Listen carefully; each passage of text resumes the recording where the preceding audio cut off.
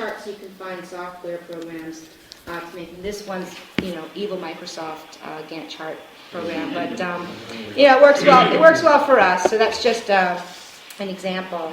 So we're running really low on time, and I just wanted to make sure we covered everything else. Is Heather able to speak? Do we know? Is she upstairs? She went No, she's outside. just to go to next. She had to leave? Yeah. Okay. So I'll briefly mention Heather, who's here, and in addition to the QEG, I'm here as, with Fix the World to do some work with Heather to put together a very unique business entity so that we can do transactions. Heather is the bomb, as far as I'm concerned, when it comes to the work that she does. So I wanted to have her come up and speak a little bit about what she's putting together. It's some pretty big stuff. There's a lot of people here that might want to have. You want to see if she's there? That might be thinking. My basic need is. I think in 5 or 10 minutes. Yeah, my basic need is we've got 60 planet-changing projects. A lot of these projects are going up against the oil industry, big pharma, all these things. If we do our business structure in the matrix, they can shut us down. How do we do business so we can transact with the world on an international level and not be under their control or not give them our consent? Heather has the solutions for that. Okay? So that's another reason why we're here, and I just wanted to let everybody know because I'm sure this is international. This is what we're doing, businesses. How are we going to do this so that we're protected? And I think Heather's got some really great things, and I feel like a movie star with all these flashes. I've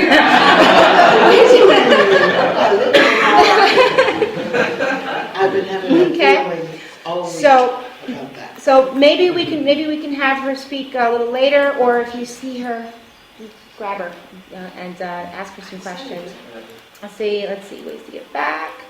Okay, so I'm just going to really quickly go through this, and then we're going to end on a conversation of consciousness that was brought up before.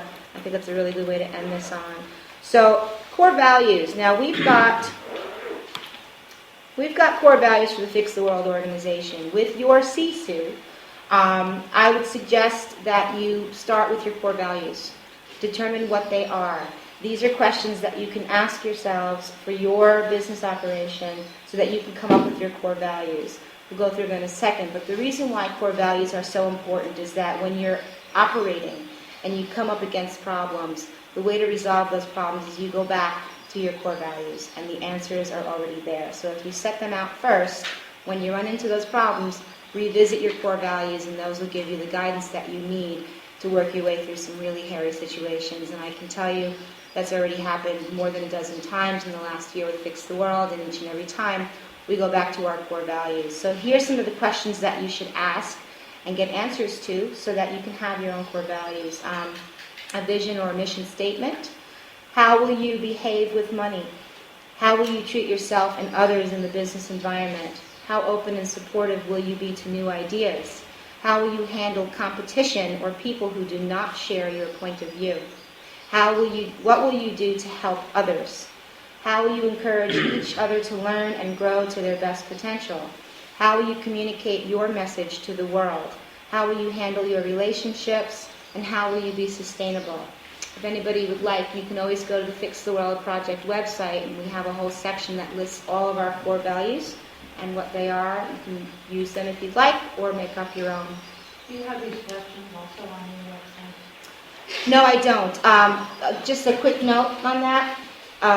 We're going to put this presentation up on the website eventually, just haven't had time to do that. When we take a break, if somebody can volunteer to come over and help, if you have a thumb drive and you'd like a copy of this presentation so that you can take it with you, okay? We'll just get in the line, and one after the other, we'll stick it into my computer and give you guys copies. And it will eventually go up on the website, but just so you have it now.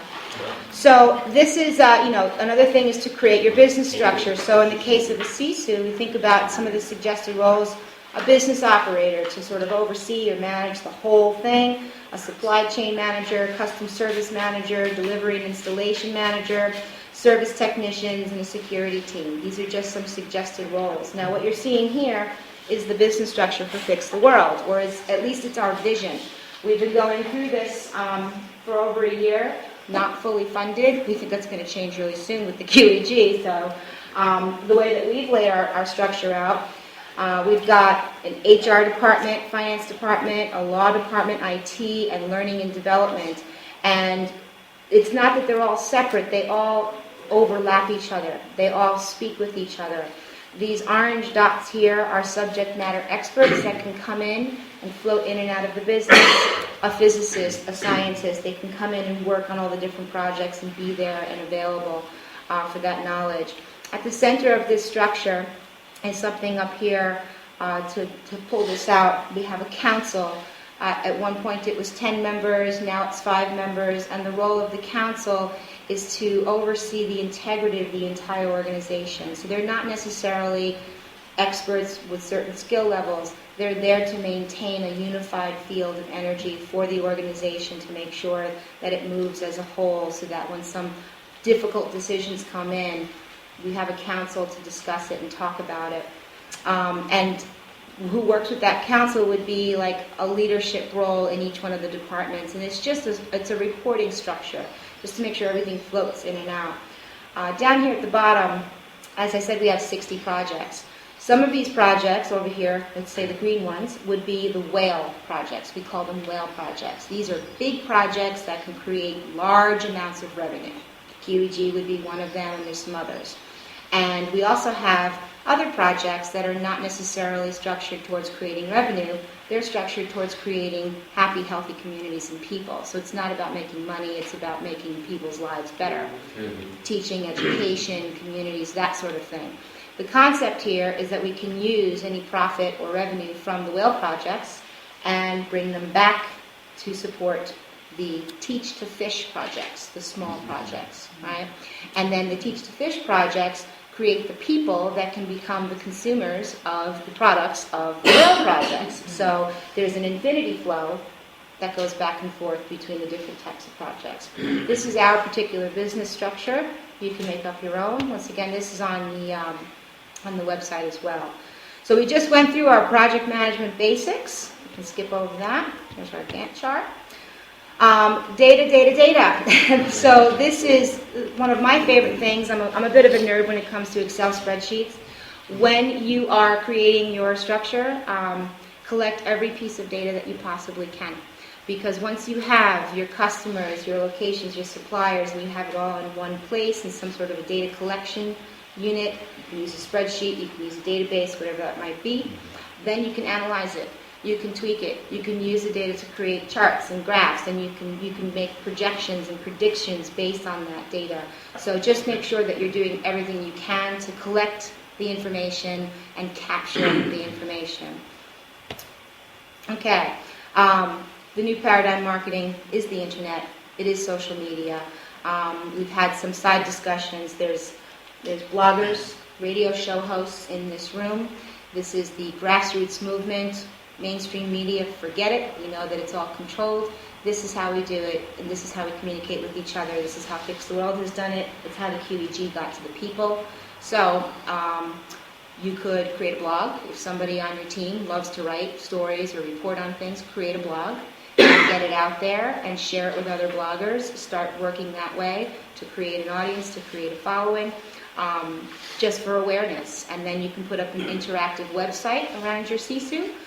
Hey, Brazil is doing this, that, and the other. Stories of families that received a QEG and it changed their lives. Things that touch people's hearts is the way to go.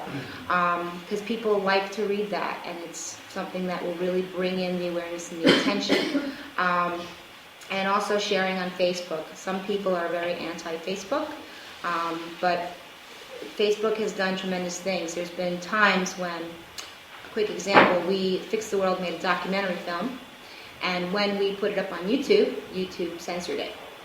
Tried to take it down because we were talking, they said it was this, that, it was banned in Germany, and I was like, nobody censors my movie, so at that point in time. Wanted to go, I sent the link for the one you presented the day yesterday or before. with twice well presented it from January. And I heard from Germany that they can't get this link in Germany because it's blocked in Germany. So I uploaded it for Dropbox and I could do it like this. That's it. So what happened with the movie, I put it up on YouTube and they tried to censor it and take it down. And that's when I sat there all night long. I stayed up all night and I worked my social media. I called in all my contacts, all my blogger friends, and I said, help, they're trying to censor my movie. I was sending Skype files of the movie to Saudi Arabia at 5 o'clock in the morning. Everyone came out of the woodwork, give me the files, give me the files, give me the files. They were mirroring it on this site, putting it up over there, putting it up over here. We had 100,000 views on the movie within 24 hours. You can't censor it that way. That's why Facebook is so important. Okay, so it's amazing. It's amazing. But Facebook has been censoring as well, haven't they? So I suppose in the long run we need to look at developing our own platform. Yeah, that's a good idea. And there's Project 13. So definitely you guys would really want to know about Project 13. Hopefully we'll have some time and maybe Caleb can come and present a little bit about that. Right? Project 13 is pretty dynamic. And there's also New Earth Corp, New Earth Nation. Is also seen as a technology that can be censored and it can take in all kinds of things too. Yeah. So just finishing up here, price structuring. This is something that's going to be interesting. It's up to you, your business, your needs, the cost of parts, cost of your shipping, whatever it might be. But just a basic price structuring. Now, what I really want to highlight is what we call smart profit and stupid profit. Okay, so people talk about profit, equal value exchange, but you do need to make some profit. That's what we feel and we believe, obviously. But what's reasonable? What's a reasonable amount of profit for your growth and what you want? Stupid profit is what we're seeing right now, where the CEOs and they're getting these bonuses and they're like, all the money is in the hands of the few and then everybody else is starving to death. So think about what you would consider smart profit, what you would consider reasonable, and stay away from stupid profit because you're only going to sabotage yourself in the end. And I've seen it over and over again in large businesses where they get greedy and they're not sustainable. It doesn't work anymore. Exactly. It really isn't going to work. So, basically, how do you come up with the price? The price of the QEG minus your labor, your parts, delivery, operating expenses, and give backs to help others. So you see you want to put that line in there to plan your giving, and that's your profit. When you have that, you can do projections. You can use your data to make projections. Plan your vision. And these are some questions that you might want to write down too. In order to plan your vision, how much do you want to grow? How much will it cost for you to grow?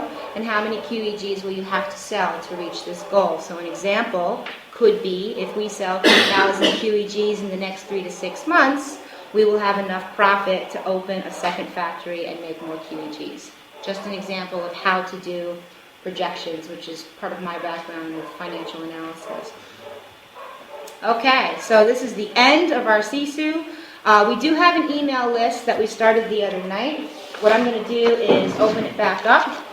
So we've got a whole bunch of emails. Basically, we're doing your name and your email. We've got a whole bunch so far. I think that there are 70 people here from over 20 countries for this whole event that we're doing. So if you haven't put your name and your email address on here, please do so. And what we will do at the end of the session is I'm going to send out